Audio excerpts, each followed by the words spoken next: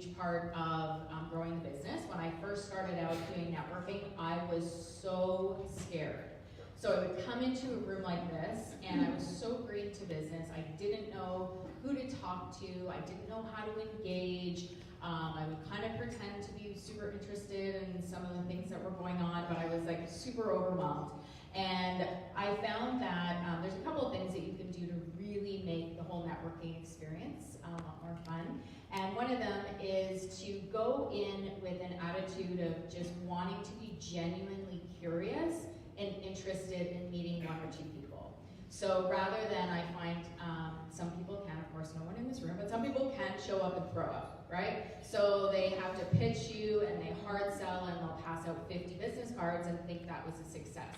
And really when I go into a room full of you lovely ladies and gentlemen, if I make one or two genuine deep connections, then I'm good and I'm excited about that. Yeah, so that's one I'll share.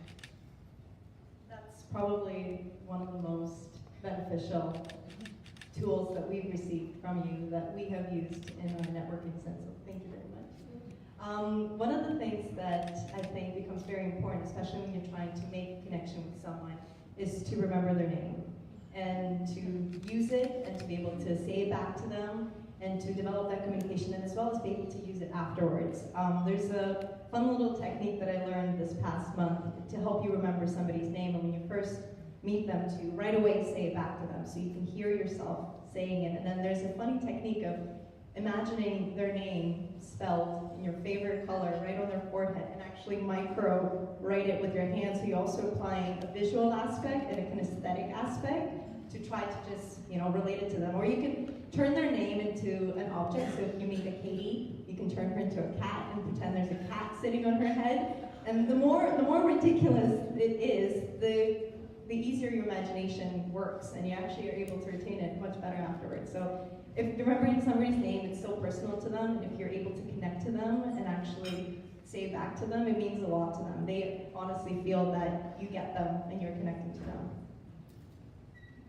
For me, for networking, I definitely feel that the crop dusting of business cards is on the way out the door. Like, we don't want to do that anymore. What I think about when I go into networking, because we all know, or at least something I kind of feel myself, and maybe some of you feel the same way, as you get older, making those, meeting new friends feels kind of weird and awkward at sometimes.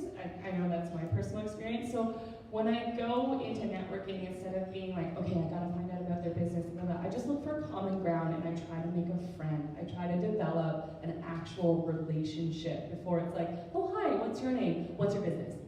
So it's it's a little bit more like, hey, oh, I really love your earrings. Where'd you get them? Where'd you come from today? Just try to get to know a little bit more about the person before it's sort of right into business. I was kind of going to say the exact same thing. So I'll just say it in a slightly different way.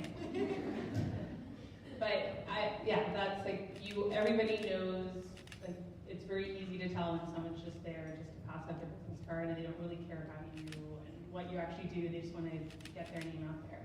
So if you are really kind of building your relationships, or you find that one person and you kind of really connect with them, it also will help you refer them in the future as well as them refer you, and it just does great things for your business. And just also, you actually can get new friends and make new friends. True story. The very first thing that Kirsten and I did after we received our business registration number was apply for membership at the Aurora Chamber of Commerce. Literally the very first thing we did. Because somebody told me to do it, and I did, and it was great advice. But not only did it open up so many incredible networking opportunities to be at events like we are at today, but it also allowed us to meet so many incredible local business owners like we have on stage today. And so within our first few weeks of business, we started doing, we had a lot of time back then, so we started doing some social media features on our favorite businesses in the community that we serviced. And we would go to that place of business and we would, do some film and we'd take pictures and we'd post it on our newsletter, or we'd write a blog, or we'd put it on social media. And we just showed them some love. And we fiercely believe that in order to ask for anything back, such as a referral, you have to give something of value first.